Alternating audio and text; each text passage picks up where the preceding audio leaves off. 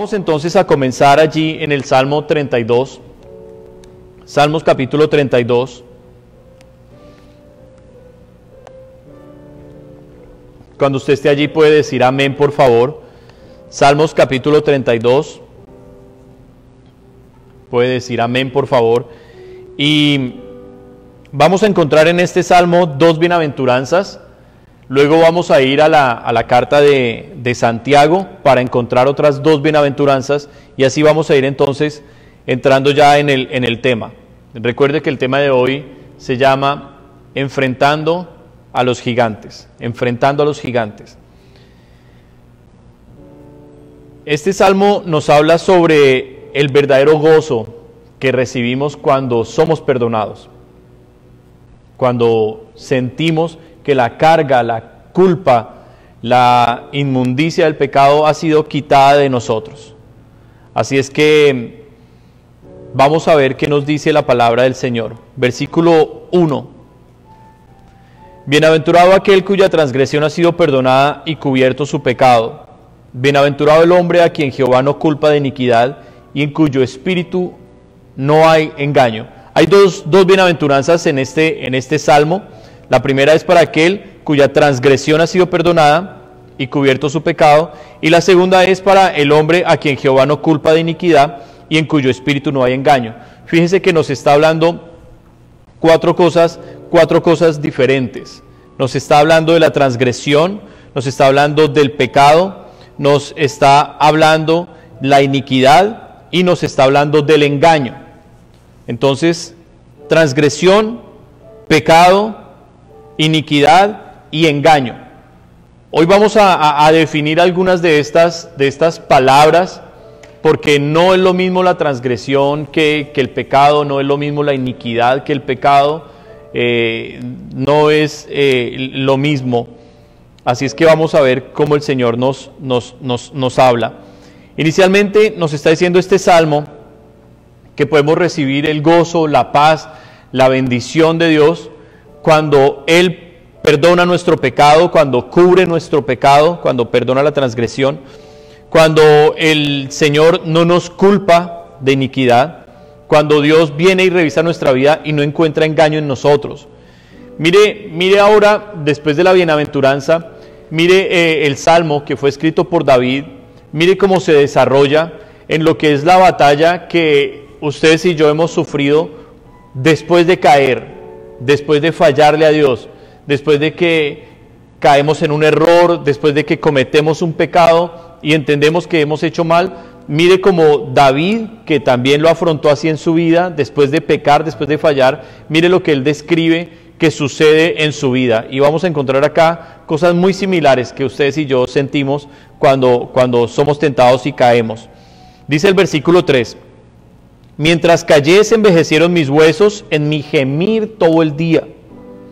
Porque de día y de noche se agravó sobre mí tu mano, se volvió mi verdor en sequedades de verano. Mi pecado te declaré y no cubrí mi iniquidad. Dije, confesaré mis transgresiones a Jehová, y tú perdonaste la maldad de mi pecado. Entonces, dése cuenta como David en el versículo 3 y en el versículo 4 está describiendo una experiencia interna, las emociones, los pensamientos, la angustia que se experimenta después de haber pecado. Él dice en el versículo 3, se envejecieron mis huesos en mi gemir todo el día. ¿Qué está describiendo aquí David, el salmista? Está describiendo la posición de vergüenza, de dolor, de tristeza, de sentir que le hemos fallado a Dios. Eso es lo que está aquí describiendo David. Y dice que es un gemir de todo el día. Porque cuando el creyente, cuando el Hijo de Dios peca, cuando el Hijo de Dios le falla a Dios, después de saber que algo ya está mal, pero el Hijo de Dios continúa en ese pecado atrapado, continúa en ese pecado practicándolo. En ese momento la relación con Dios se corta, empieza a sentirse internamente dolor, aflicción, angustia, y pareciera lo que dice aquí David, un gemir de todo el día. Sabemos que un gemir es un sonido que sale del vientre, sale del interior con mucho dolor. Es un dolor similar al de la mujer cuando está dando a luz. Es un dolor que sale de su interior. Y ese gemir es el que aquí el salmista David está diciendo que se produce después de pecar. Y esa condición nos acompaña durante todo el día. Y describe él aún más el corte que se ha hecho en la relación con Dios. Él lo describe como que sobre mí se agravó tu mano. Dice porque de día y de noche se agravó sobre mí tu mano, se volvió mi verdor en sequedades de verano. ¿Qué está queriendo aquí decir David? Cuando nosotros pecamos, cuando nosotros fallamos, cortamos la presencia de Dios. Nos separamos de la presencia de Dios porque nuestro Dios es un Dios santo. Y la comunión con el Espíritu Santo está cuando nuestro corazón está dispuesto para Él, nuestra mente está en Él. Pero entonces viene el momento en que se peca, se rompe uno de sus principios, se quebrantan sus mandamientos y la presencia del Señor se aparta. David dice que no solo es un gemir de todo el día, sino que por la noche siente la culpa, siente el peso. Está diciendo aquí David también que sus verdores, lo que es la primavera y la frescura que trae como ese ambiente húmedo, hermoso, dice que se convierte en un calor sofocante, seco de verano. Entonces, David nos está dando una idea de cómo nos sentimos cuando cometemos un pecado. Ahora, hay una bienaventuranza para aquel cuya transgresión ha sido perdonada y cubierto su pecado. Hay una bienaventuranza para aquel a quien Jehová no culpa de iniquidad y en cuyo espíritu Dios no encuentra un engaño. Entonces, yo quiero pedirle que hoy usted de este mensaje pueda entender lo que Dios nos define como el pecado, como transgredir, traspasar sus mandatos, sus linderos. Ahora vamos a leer unas definiciones, pero también quiero que usted por favor entienda cómo Dios no se queda simplemente lejano, distante a nuestro pecado, y nos rechaza porque ya pecamos y entonces nos pudiera decir ya usted no tiene opción conmigo, no, sino como Dios está interesado en ayudarnos a salir de este pecado. Como Dios entiende que muchas veces el pecado es por causa de la tentación continua del enemigo, una tentación externa. Como Dios entiende que muchas veces el pecado brota de una lucha interna que está teniendo el creyente para ser totalmente libre y caminar con Dios. Entonces Dios, que conoce todo, lo externo y lo interno del hombre, Dios aplica su misericordia y su amor para venir y rescatarnos. Cuando nos está diciendo que el pecado ha sido cubierto, verdaderamente lo que nos está tratando de decir es que el pecado nos desnuda, nos deja frente a la vergüenza de reconocer quiénes somos realmente. Si hay algo que nosotros queremos ocultar, es la vergüenza. No queremos que la gente vea nuestras partes vergonzosas, nuestras partes privadas, y tratamos de cubrirlas, siempre de taparlas muy bien, tanto el hombre como la mujer, de ponerse de tal manera que no se descubran sus vergüenzas. Y lo que nos está queriendo decir aquí que pasa el Señor cuando pecamos es que esa vergüenza queda al aire libre y quedamos así expuestos, quedamos apenados, tristes, quedamos avergonzados. Entonces Él viene a cubrirnos, a taparnos otra vez. Entonces fíjese que Dios es el que tapa, el que cubre, el que abriga, el que arropa, el que también ampara. Aquí más adelante dice el versículo 7, tú eres mi refugio, me guardarás de la angustia, con cánticos de liberación me rodearás. Entonces dése cuenta que por un lado tenemos al hombre con una naturaleza pecaminosa, en medio de un mundo terrible, despiadado, en medio de la opresión, de la persecución espiritual de un enemigo que tenemos, que nos quiere arrastrar al infierno, pero en medio de toda esa debilidad y vulnerabilidad del ser humano, del hombre, aún del Hijo de Dios, en medio de toda esa vulnerabilidad tenemos un Dios todopoderoso, con todos los recursos dispuestos para venir a auxiliarnos, para venir a resguardarnos, para venir a rescatarnos, para venir a ayudarnos. Y eso es lo que yo quiero hoy transmitirles a ustedes, amada congregación, la esperanza que nosotros tenemos en Dios, que no nos quedemos simplemente caídos, que no dejamos que el enemigo simplemente venga a oprimirnos y nos quedemos ahí esperando a ver hasta dónde el enemigo nos va a seguir dando. No, que podamos tomar todas las armas que Dios nos ha dado para levantarnos y seguir adelante, porque nuestro Dios nos ha dado todo, lo ha dispuesto todo para que nosotros podamos vencer. Ahí es cuando usted puede decir amén. Amén.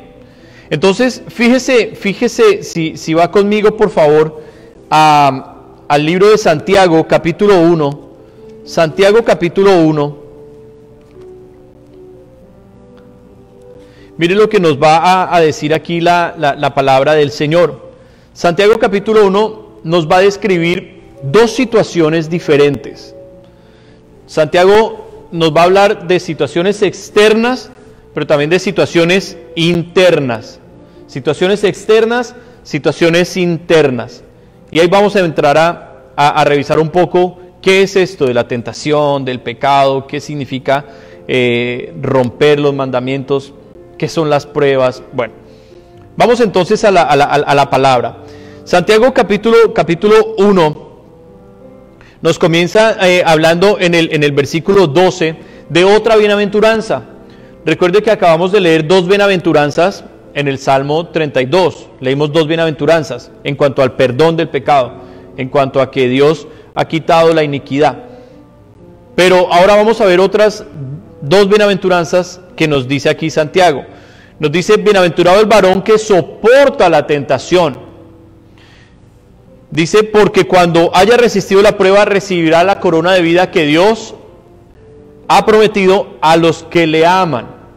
Entonces Santiago nos está diciendo, ya encontramos las dos bienaventuranzas en los salmos, de aquel a quien Dios ha perdonado es bienaventurado, pero ahora hay otra bienaventuranza en resistir la tentación, o sea, en evitar pecar.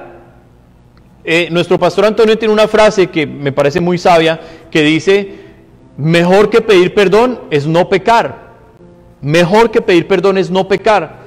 Y yo recuerdo en los primeros días caminando yo con el Señor, en donde estaba saliendo del mundo de pecado, en donde realmente entre más me acercaba yo a Dios, más podía ver mi maldad, más me sentía yo sucio, indigno de Él. Yo decía: ¿cómo voy a poder seguir a un Dios tan santo y yo tan malvado que soy?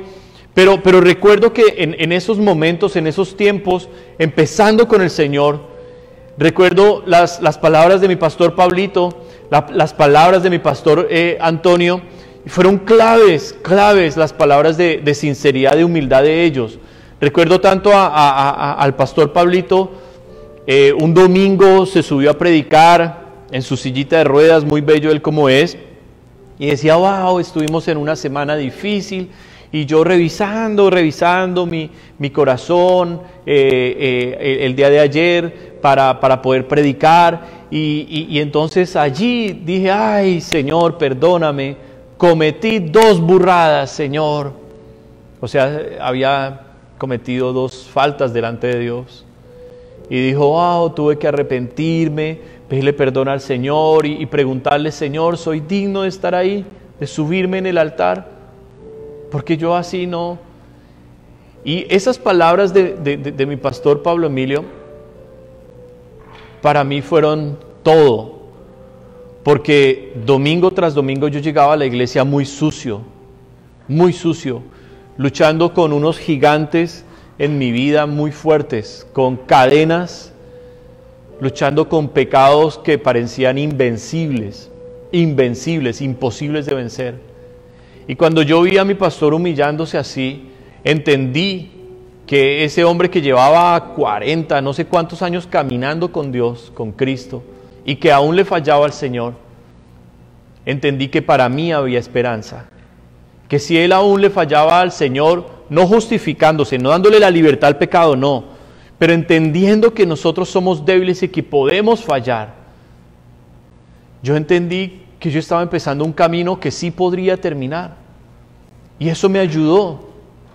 Tiempo después, recuerdo a mi pastor Antonio diciendo en una confesión también que él hizo en medio de su mensaje muy bello, en una enseñanza, él decía: wow, fue una semana difícil, le fallé a Dios, Y él decía, llegué a hablarle al Señor, entro en mi cuarto secreto con el Señor y de pronto escucho, siento la presencia horrible del enemigo detrás de mí y me dice al oído, pecaste, con esa voz profunda acusándolo. Y él dice que el pastor Antonio dice que venía tan avergonzado de haberle fallado a Dios, que venía tan compungido de corazón, como tan mal, que se llenó fue como de ira y le dijo, sí, ¿y qué? Esto es entre mi padre y yo, apártate de mí, Satanás. Y empezó a llorar su pecado y a humillarse en la presencia de Dios. Esas palabras llegaron a mi vida en el momento preciso. Y entendí que nosotros tenemos una lucha diaria, continua con el pecado.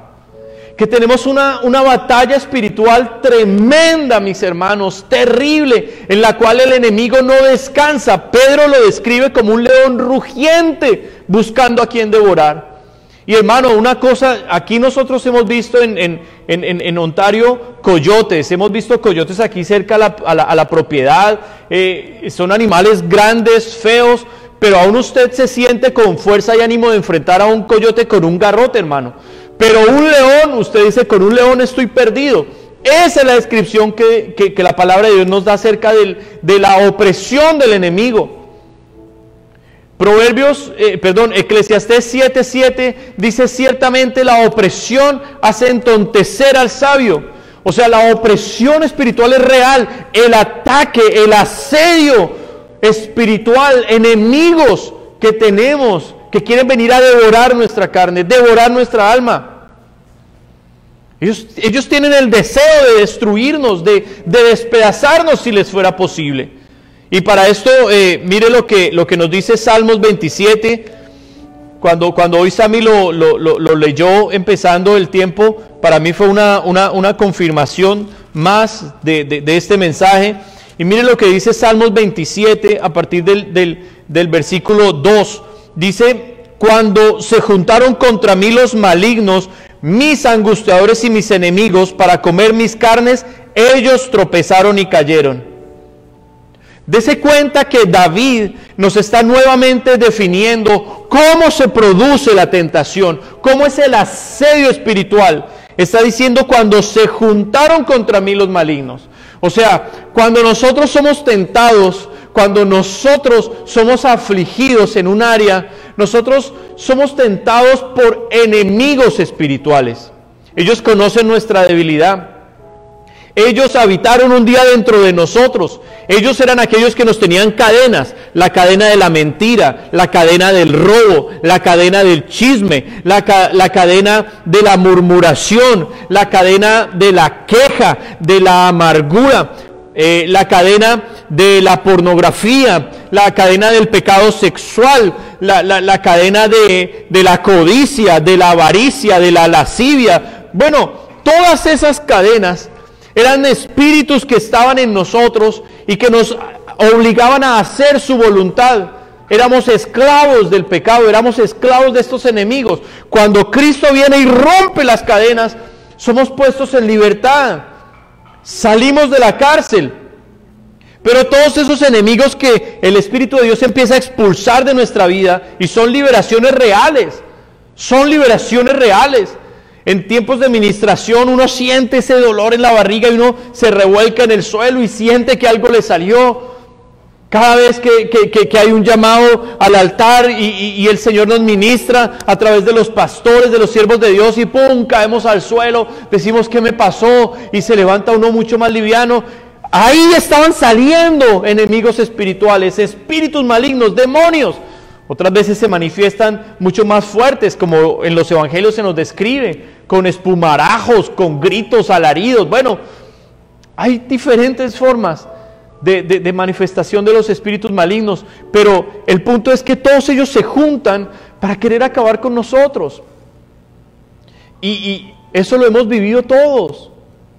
Nos quitan el sueño, no nos dejan dormir, escuchamos voces, sentimos pensamientos, decimos ¿de dónde viene todo esto?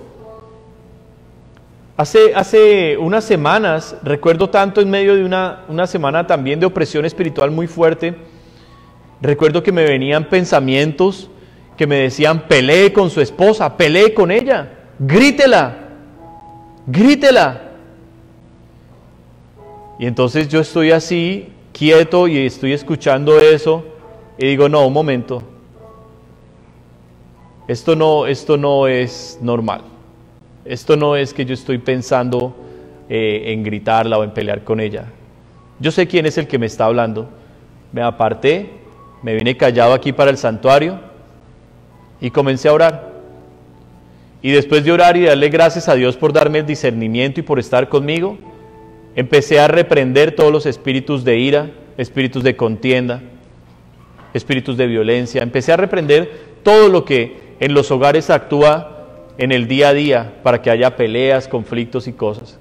Entendí que soy un hijo de Dios y que hay enemigos a mi alrededor queriendo destruirme, queriendo que pelee con mi esposa, queriendo que le haga daño, que la grite, que la maltrate.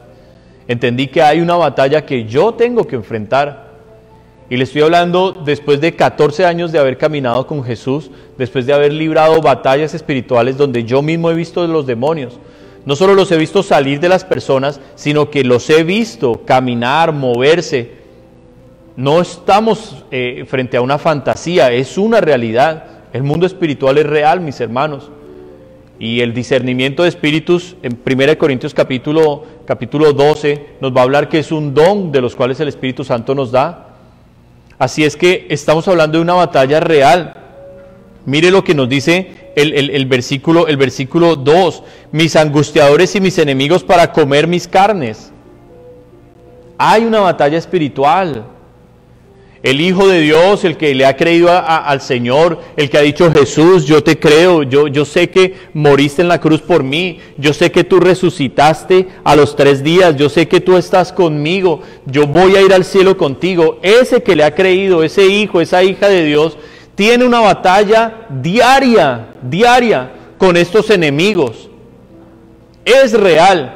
Por eso Santiago, si usted regresa allí a Santiago, al capítulo 1, en Santiago capítulo 1 nos va a decir que el versículo 12, que es bienaventurado el hombre o la mujer, el Hijo de Dios, que resiste la tentación.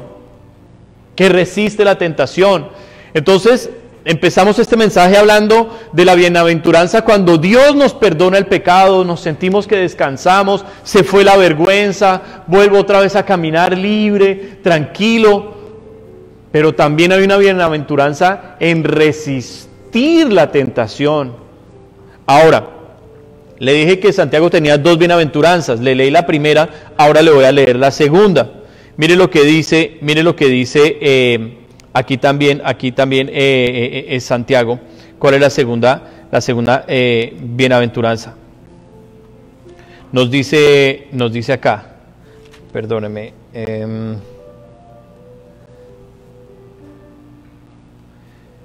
está en el versículo 2. Más que una bienaventuranza es una bendición. Bienaventuranza es doblemente bendecido. Pero aquí nos dice: hermanos míos, tened por sumo gozo cuando os halléis en diversas pruebas. Sumo gozo, una bendición, algo que nos debe dar alegría, es que tengamos diversas pruebas. Aquí Santiago nos está hablando de otra situación que también es exterior, pero que más que del ámbito espiritual de enemigos que vienen a tentarnos, a hacernos resbalar y caer en un pecado, ahora nos está hablando de circunstancias que enfrentamos en el día a día, en los cuales vamos a demostrar si verdaderamente somos hijos de Dios o no lo somos. Vamos a mostrar un fruto de que el Espíritu vive en nosotros o no. Cuando nosotros nos enfrentamos a la mentira, a la calumnia de una persona que nos levanta contra nosotros, una difamación, un chisme en el cual nos involucran, y nosotros decimos: bueno, estoy envuelto en esta situación, pero ¿cuál va a ser mi respuesta y mi reacción con esa persona que está haciendo eso? ¿Ir a enfrentarla, vengarme de esa persona, o mostrar el fruto del Señor y perdonar a esa persona y bendecirla, como la Biblia lo manda? Cuando yo me enfrento a una situación en la cual debo proceder como un hijo de Dios, en ejemplos sencillos, como cuando yo estoy en la calle y de pronto en la calle tengo a un conductor enojado, grosero a mi lado, hace algo mal contra mí, ¿cuál va a ser mi respuesta? Claramente no es un espíritu, claramente no es un ataque del diablo, claramente son situaciones normales, naturales de la vida. ¿Y cuál va a ser mi respuesta? Enfrentarme a ese conductor enojado, igualarme a su grosería, igualarme a la forma peligrosa en que conduce. De eso es de lo que nos está hablando la palabra, que debemos tener sumo gozo cuando estamos frente a diversas pruebas. ¿Qué es una prueba? Una prueba es perder el trabajo, es una circunstancia normal.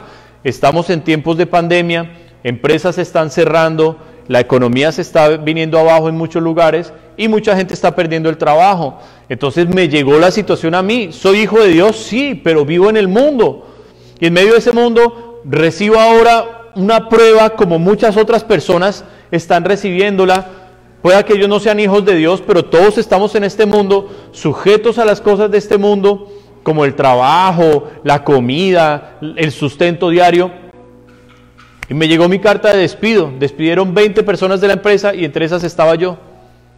¿Cuál va a ser mi respuesta como hijo de Dios frente a esa prueba? Bueno, Santiago nos está diciendo que es algo que se debe tener por sumo gozo, por gran alegría, cuando Dios permite que yo sea probado en esa situación como los demás.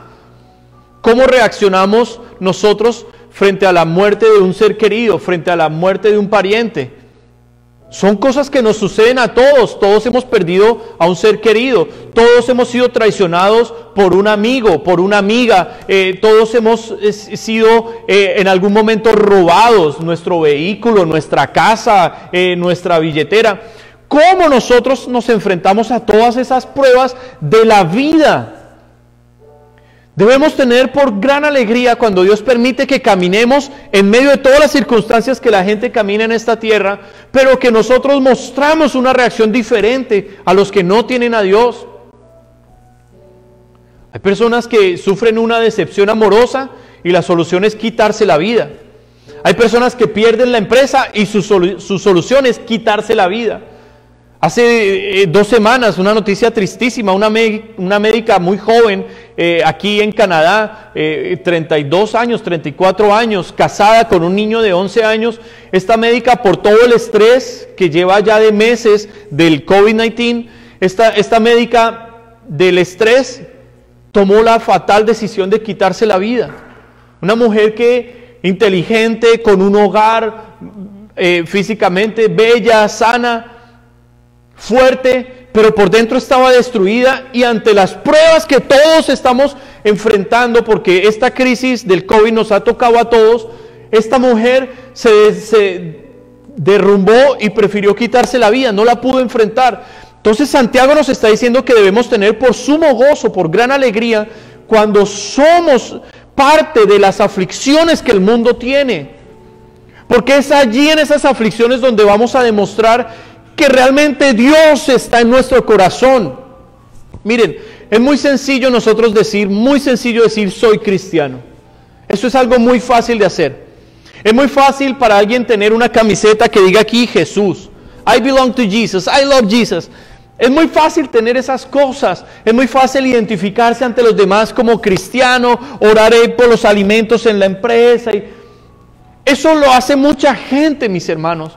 Pero ¿cómo reaccionamos nosotros a las circunstancias del día a día? Ahí es donde está la diferencia. Ahí es donde se ve quién realmente es un hijo de Dios y quién no lo es. Por eso, ante las circunstancias del mundo actual, debemos alegrarnos de que Dios nos ha permitido nacer en esta generación que es testigo de todas estas cosas y que va a testificar la venida de Cristo. Y debemos estar felices de esto, mis hermanos, gozosos, y cada día esforzarnos por mostrar un mejor fruto para con Dios. Cada día mostrar más la evidencia de que Dios sí habita en nosotros. Entonces, es la parte que nos lleva a nosotros a reflexionar. ¿Cómo estamos nosotros caminando el día a día con Dios? Ahora, yo les digo algo. Este mensaje tiene sentido para algunas de las personas que me están escuchando, viendo, están allí diciendo yo me identifico con algunas de las cosas que está diciendo el pastor, pero para otras personas esta palabra no logra entrar en su corazón. ¿Por qué? Porque le están recibiendo sentados en sus pensamientos de su familia, en sus pensamientos del trabajo, en sus pensamientos de qué va a hacer ahora más tarde. Muchas veces traemos una palabra que es de Dios a personas que no han orado, a personas que no han estado hoy en la presencia de Dios. Por eso es que el día domingo es un día muy especial y el servicio no empieza con la predicación, el servicio empieza con la oración. Cuando yo me rindo delante del Señor y le digo, bueno Dios, este día es para ti, Señor, y abro mi corazón para todas las cosas lindas que tú harás. También quiero presentarme para que me limpies, para que me levantes y fortalezcas. Recibe mi alabanza y mi adoración. Y usted se sienta o se levanta y comienza a cantarle al Señor, a darle gloria, se une en el servicio con nosotros. Por eso es tan difícil para algunos de ustedes el cristianismo, porque ustedes están viviendo un cristianismo muy acomodado, muy flojo, un cristianismo muy mental, pero no han entrado en lo espiritual, no han entrado en el rendirse a Dios, en la oración. No han entrado en el rendirse a Dios, en la alabanza, en adorar a Dios. Y es muy difícil nosotros vencer los enemigos espirituales. Es muy difícil ponerle el pecho y salir bien de las circunstancias normales de la vida si la fuerza que tenemos es únicamente la nuestra. No podemos con nuestras fuerzas, es imposible. El Salmo 27, en el cual David nos está hablando de los enemigos angustiadores que se han rodeado para comer sus carnes, comienza en el versículo 1 diciendo, Jehová es mi luz y mi salvación, ¿de quién temeré? Jehová es la fortaleza de mi vida, ¿de quién he de atemorizarme? O sea, David está diciéndonos, puedo enfrentar las circunstancias de la vida, puedo enfrentarme a la tentación y a los peligros del mundo, porque Dios es mi luz, porque Él está conmigo, porque Él es mi fuerza, porque Él me da el dominio propio, porque Él me ayuda. Entonces no es solo pedir el perdón porque pequé y decir gracias Señor porque ya la sangre de Jesús me ha limpiado el pecado. Eso es maravilloso, todo lo experimentamos y es wow, nos ayuda a levantarnos otra vez, pero es ahora la otra parte. ¿Cómo voy a hacer yo para no estar todo el tiempo pecando? ¿Qué voy a hacer yo para poder resistir el ataque del enemigo? Mire que en ese aspecto Santiago nos va a decir a nosotros una verdad sobre la tentación. Ahora, la tentación es algo exterior. Es algo exterior que usa lo interior nuestro. Somos tentados con lo que aquí adentro hay. Dese cuenta que eso es lo que va a decir aquí Santiago 1:13. Cuando alguno es tentado, no diga que es tentado de parte de Dios, porque Dios no puede ser tentado por el mal, ni Él tienta a nadie, sino que cada uno es tentado cuando de su propia concupiscencia es atraído y seducido. Eso de propia concupiscencia es el deseo, es el pecado que yo practicaba sin Dios. Ese pecado en el cual yo me deleitaba, puede ser el chisme, puede ser la burla, el pecado en el cual yo antes estaba, el alcoholismo, el cigarrillo, la vanidad. Ese pecado que yo antes practicaba es el que va a utilizar ese enemigo espiritual para atraerme, para seducirme, para arrastrarme a que yo caiga en ese pecado y rompa mi comunión con Dios. Porque el pecado es separación de Dios. Por eso en el Salmo 32 leíamos lo que David describía que le pasaba cuando él pecaba. Decía que sus verdores se habían transformado en sequedad. Él decía que la mano de Dios se había grabado sobre él. Él decía que el peso de sus huesos era demasiado para él llevarlo. Describiendo lo que pasa cuando nos separamos de Dios. Porque pecamos. Ese pecado nació en el deseo de mi corazón. Jesús nos dijo que no lo que entra en el cuerpo por la boca es lo que contamina el cuerpo, sino lo que por la boca sale es lo que realmente contamina. ¿Por qué? Porque de la abundancia del corazón habla la boca. De la boca sale lo que hay en el corazón: adulterios, fornicaciones, mentiras, iras, pleitos, enemistades, celos, contiendas. Todo eso habitaba en el corazón. Y nuestros enemigos espirituales lo saben. Ellos lo conocen. Y por eso nos atraen y nos seducen para que seamos nosotros arrastrados hacia ese pecado. Por eso todos somos tentados de maneras diferentes, mis hermanos. Cada uno de lo que en su propio interior ha tenido como debilidad, ha tenido como morada para todas esas cosas sucias y malvadas que Dios tanto quiere sacar y limpiar en nuestra vida. Dice el versículo 15, entonces la concupiscencia, o sea, el deseo de querer acercarme a la tentación. Entonces, la concupiscencia, después que ha concebido, da a luz el pecado. Y el pecado, siendo consumado, da a luz la muerte. Lo que le voy a hablar es espiritual, pero es una realidad.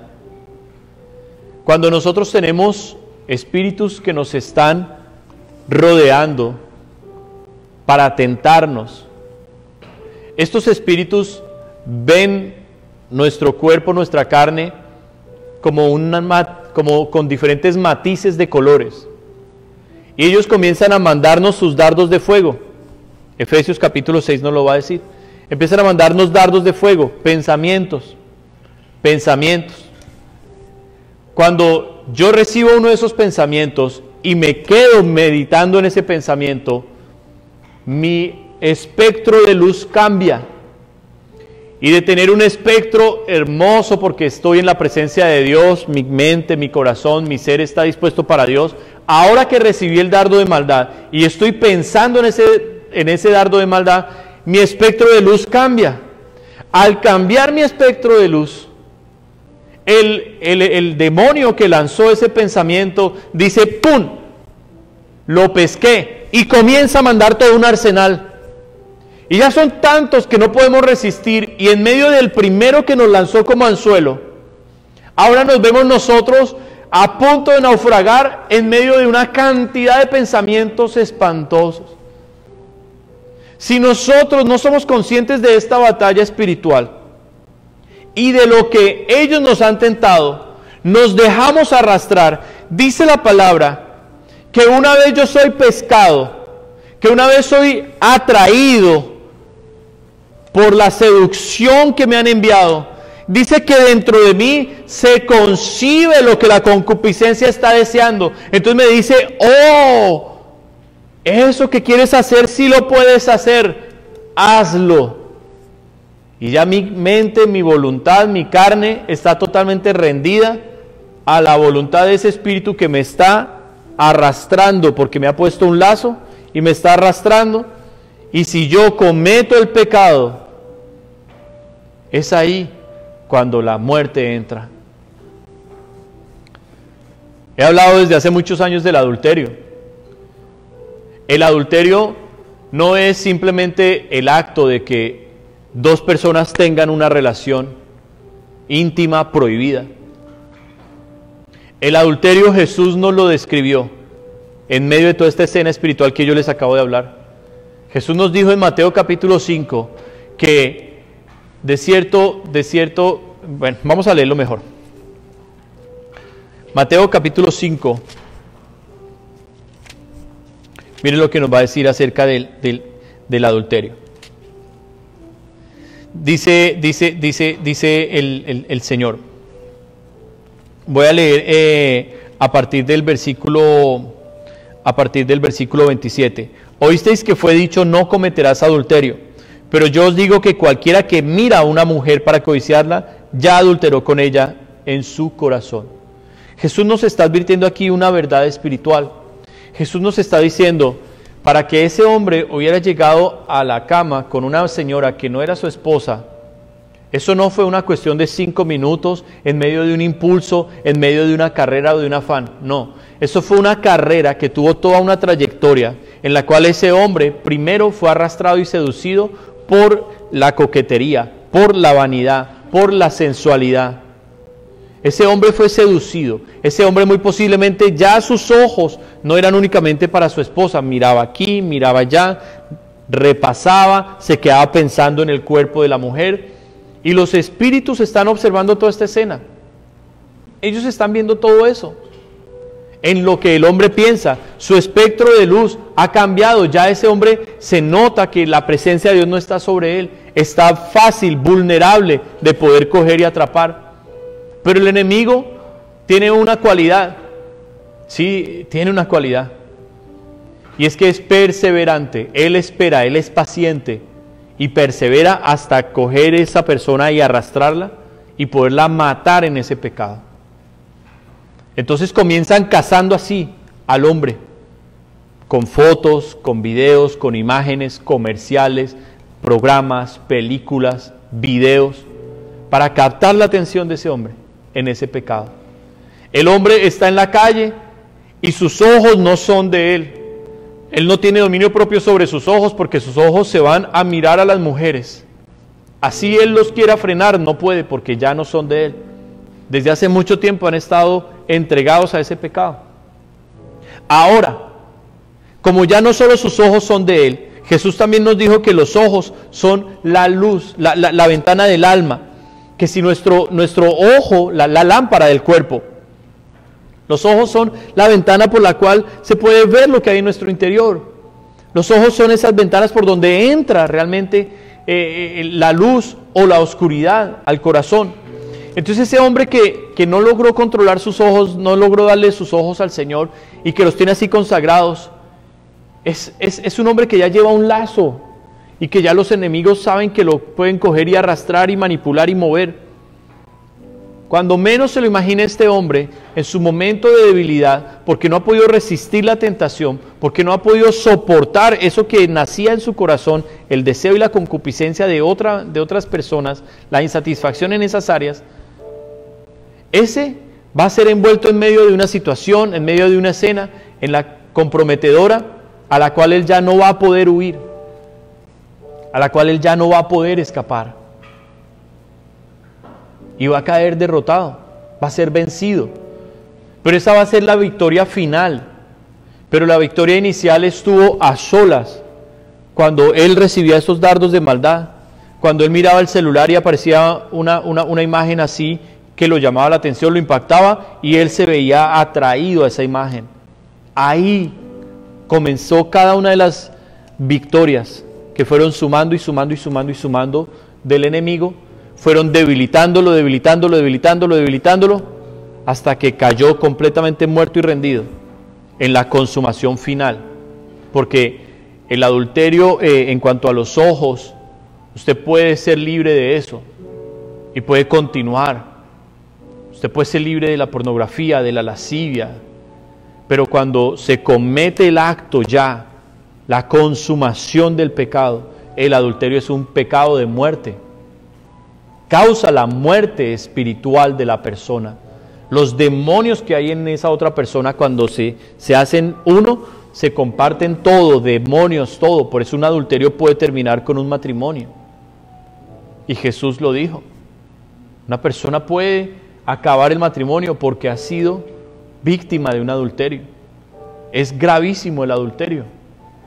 Pero dése cuenta dónde empezó toda esta seducción. Dónde comenzó. Y Santiago nos lo está diciendo. Dios no fue el que simplemente provocó toda esta escena. No fue tentado por Dios. Fue atraído de la maldad que había en su corazón. Entonces, ante un pecado de estos graves, es que yo no sabía lo que estaba haciendo. Eso es una gran mentira. Siempre supo lo que estaba haciendo e hizo exactamente lo que quería hacer. ¿Por qué? Porque su voluntad ya no era propia, la había entregado a otro.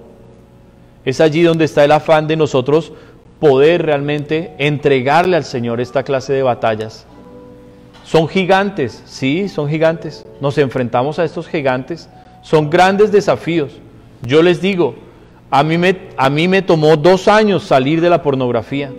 2 largos años de ayunos continuos, de ir una y otra vez a liberaciones donde mi pastor, Yo sabía que quería que seguir a Cristo iba a ser difícil, pero yo no quería seguir en ese pecado. Por eso cuando caía, iba corriendo donde mi pastor. Y él siempre, yo le doy gloria a Dios por los pastores que me ha dado, porque siempre estuvieron allí dispuestos. No me juzgaron, no me señalaron, no me decían, ¿por qué volviste a caer? No, estaban allí para decirme, ven hijo, levántate, vamos a orar. Reprendían el demonio y me decían, bueno hijo, ahora te toca a ti cerrar las puertas. Entonces cuando nosotros los pastores actuamos así, no estamos haciendo nada diferente a Jesús. Vaya conmigo a Mateo capítulo 8 y vamos a terminar con esta historia. Yo le estoy diciendo, este es apenas el primer mensaje de una serie completa, en la cual vamos a estudiar pecado, transgresión, qué es una iniquidad, cómo romperlos, cómo Dios quita la mancha, la culpa. Todo eso lo vamos a estar estudiando despacio. Pero hoy este mensaje de introducción es para que usted entienda que Dios le ama y que usted se puede acercar a Él con libertad. Sí, mi hermano.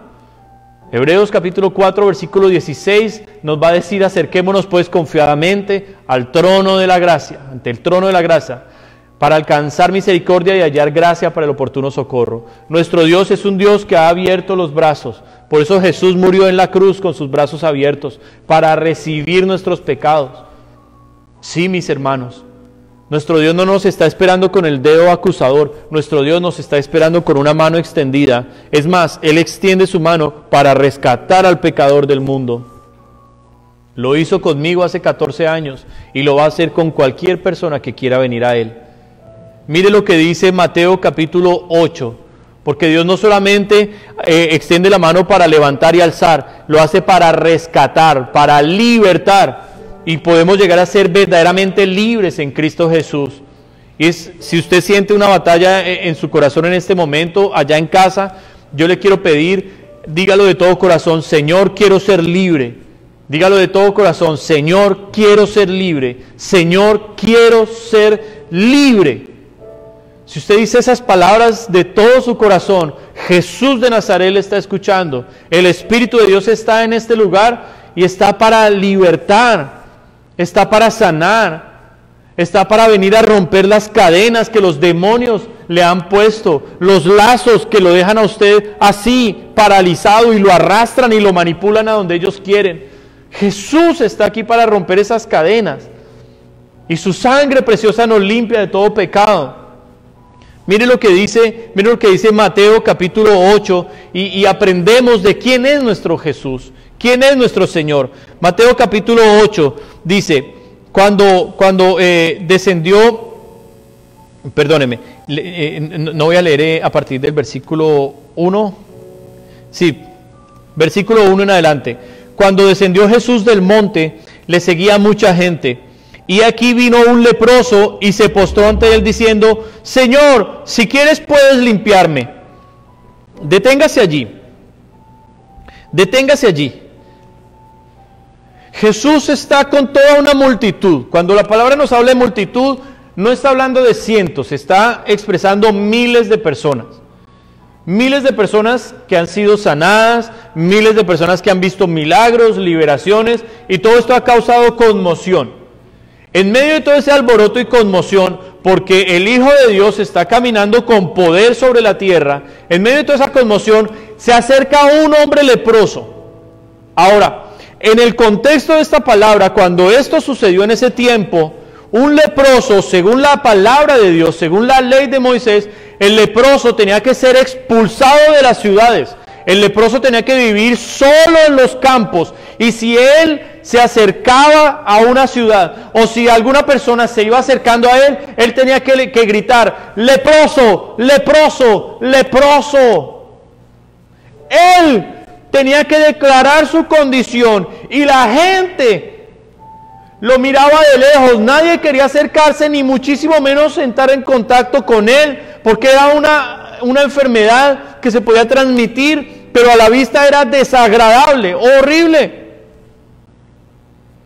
Leproso, leproso, leproso. Pero algo diferente sucede en esta ocasión, porque en medio cientos y miles de personas que están alrededor de un hombre santo llamado Jesús, el Hijo de Dios. En medio de eso, este leproso no viene gritando leproso, leproso. Este hombre viene con sus ojos puestos en el Mesías, en el Salvador del mundo.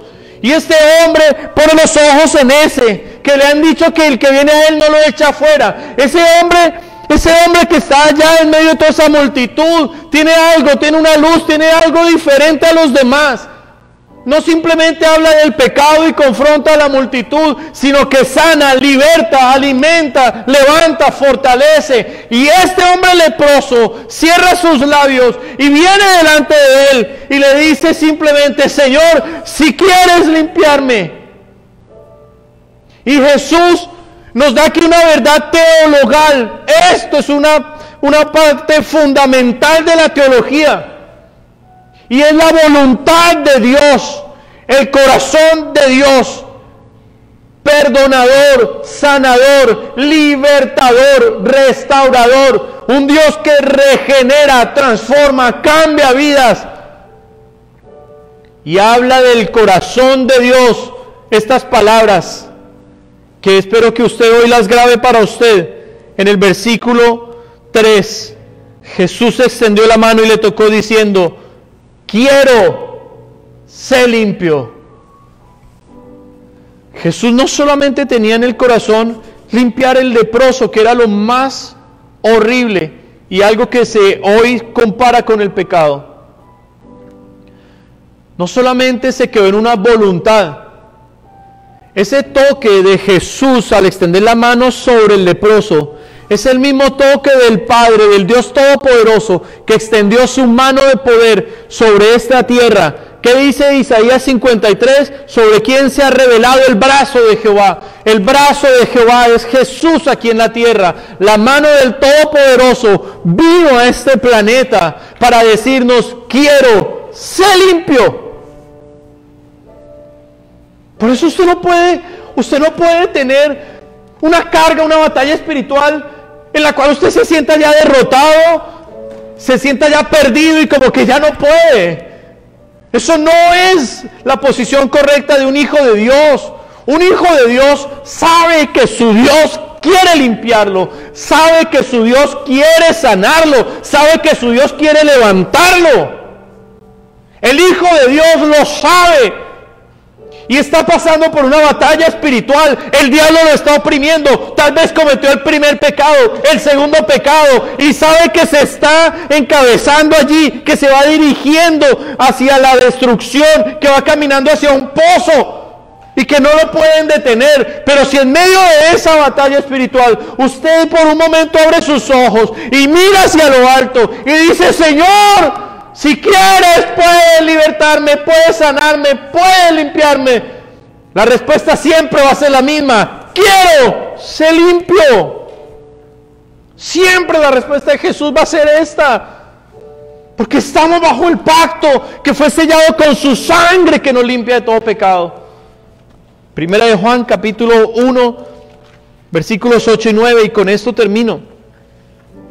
La sangre de Jesús que nos limpia de todo pecado, mis hermanos. Por eso fue que Él la derramó. Por eso Él fue con todo su dolor al monte de Getsemaní a brotar las primeras gotas de esa sangre que nos iban a limpiar, para decir: mire cuánto cuesta su salvación. Con todo mi esfuerzo y amor voy a comprar sus almas. Allí comenzó la sangre de Jesús a brotar en el Getsemaní. Una obra de salvación perfecta, incomparable, mis hermanos. Y ese es el Jesús al que usted y yo tenemos que acudir siempre. Hermanos, yo estoy aquí contándoles las batallas espirituales de mi semana.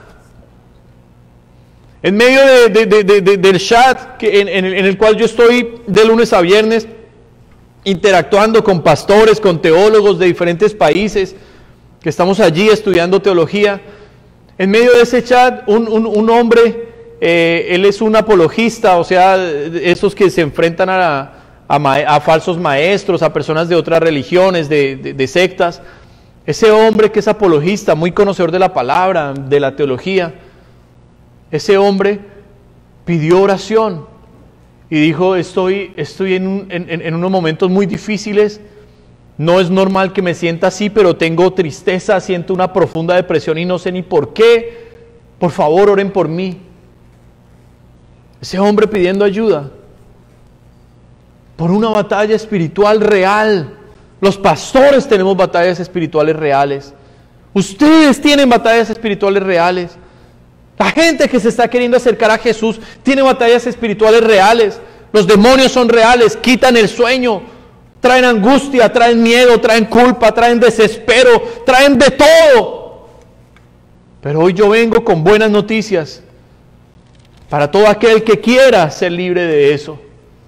Y nos dice aquí la primera carta de Juan, capítulo 1, versículo 8, si decimos que no tenemos pecado, nos engañamos a nosotros mismos y la verdad no está en nosotros. Primer punto, reconocer, leproso, leproso, leproso. Ese hombre estaba callado frente a la multitud, pero fue a Jesús y se lo dijo. No tenemos que andarle confesando nuestro pecado a todo el mundo, pero se lo podemos confesar a Jesús. Sí, podemos acudir a nuestros pastores que nos aman. Sí, los pastores hemos pasado por muchas liberaciones personales. Nosotros mismos tuvimos que vencer todos esos demonios para ahora poder venir a ministrarlos a ustedes con amor, no con juicio, no acusándolos ni sintiéndonos mejor que ustedes, con amor, para que ustedes entiendan que Dios vive en nosotros. Para eso estamos los pastores, los siervos de Dios. Y no podemos decir que no tenemos pecado. Sí hay pecado. No podemos engañarnos. Siempre hay cosas allí en el corazón a las cuales tenemos que seguir renunciando y siendo libres. Pero miren lo que dice el versículo 9. Si confesamos nuestros pecados, Él, ¿quién Él? ¿El pastor? No. ¿Su esposo? ¿Su esposa? ¿Su familiar? ¿Su amistad? No. Él, el Salvador, dice, Él es fiel y justo para perdonar nuestros pecados y limpiarnos de toda maldad. Él está limpio, perfecto, puro. Y ahora, hay un principio allí, y es que el leproso tenía tanta inmundicia que no se podía acercar a la gente limpia, porque si ellos tocaban al leproso, ellos mismos se hacían inmundos ante los rituales de los sacrificios de Dios, y también la lepra podía entrar a ellos. Por eso el leproso no podía tocar a nadie limpio. ¿Cuál era el más limpio y puro de todos? Jesús. Pero su pureza es tan impresionante que al entrar en contacto con nuestra suciedad, hace que nuestra inmundicia y maldad se vuelva limpia. Por eso su sangre nos limpia de todo pecado. Su sangre nos limpia de todo pecado. Es lo que dice el versículo 7. Pero si andamos en luz como Él está en luz, tenemos comunión unos con otros, y la sangre de Jesucristo, su Hijo, nos limpia de todo pecado. Vamos a enfrentar gigantes. Vamos a luchar, a batallar. Vamos a entrar en este estudio las próximas semanas, mis hermanos. Y vamos a tener esta confianza en Dios. Yo le quiero hablar hoy de todo corazón. Si usted está caído hoy espiritualmente, mi hermano, hay esperanza para usted. Sí la hay. No es el fin. Si a usted el enemigo le logró meter dardos de maldad, y usted en su mente solo está pensando que ya usted no puede más, que es el fin, que mejor va a dar la espalda y que va a seguir el mundo o los deseos de su carne, o que usted no pudo con su pecado, yo le voy a decir, eso es una gran mentira. La sangre de Jesucristo nos limpia de todo pecado.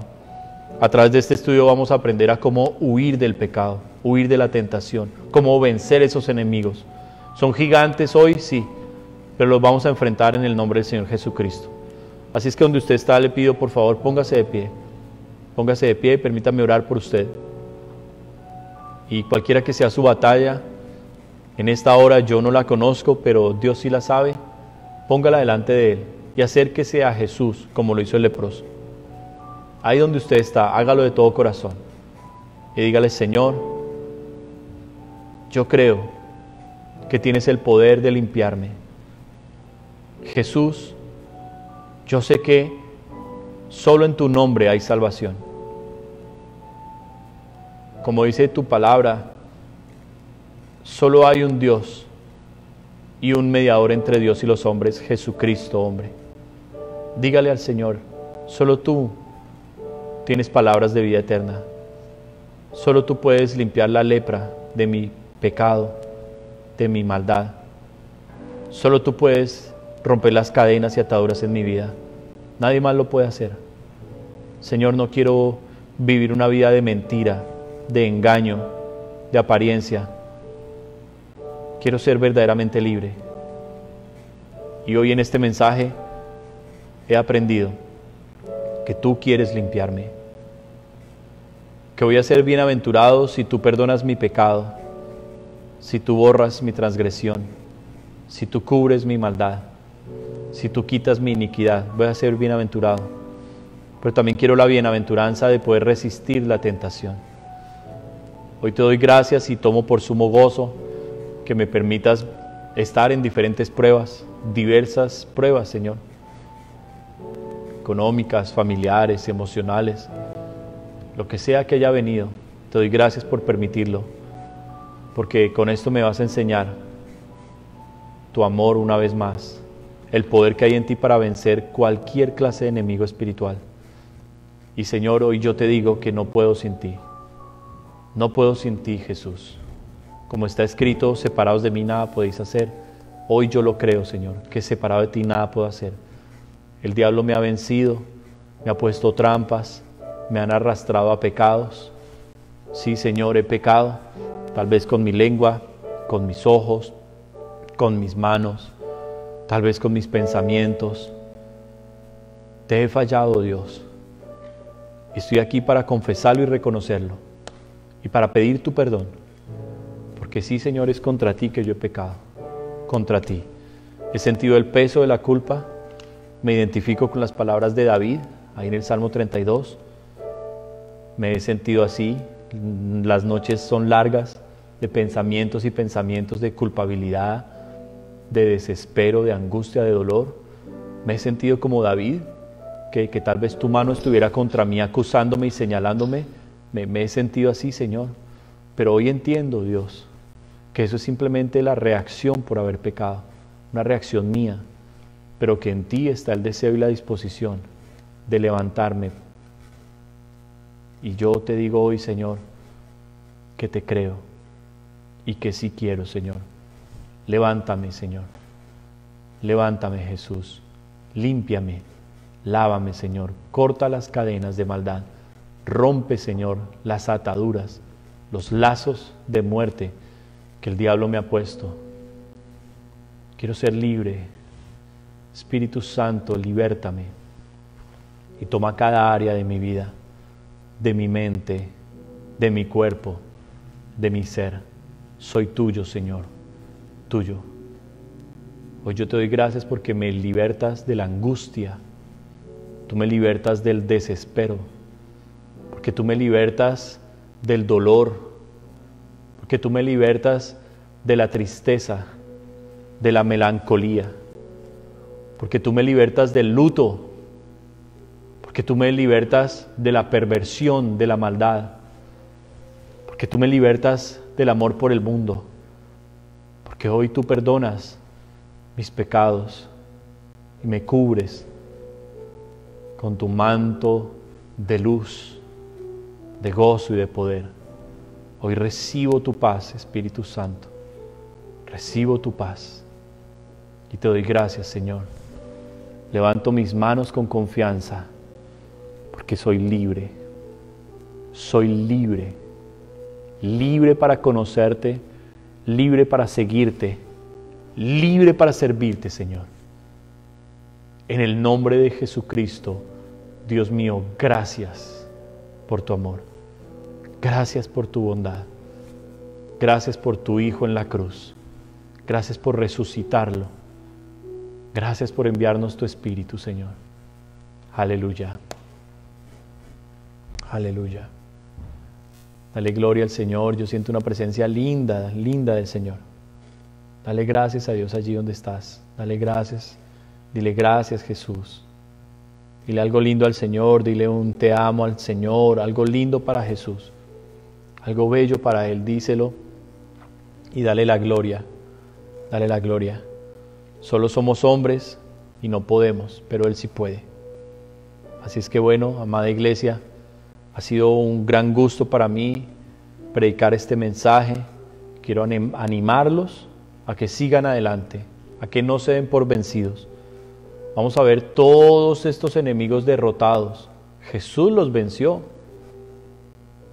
Jesús ya los venció. Y el poder de Jesús está ahora en nosotros por la fe. Así es que es nuestro turno. Vamos a levantarnos en el nombre del Señor. Amada iglesia, les bendecimos. Les damos muchas gracias por su presencia, por estar allí. Dios les bendiga grandemente cada una de las familias.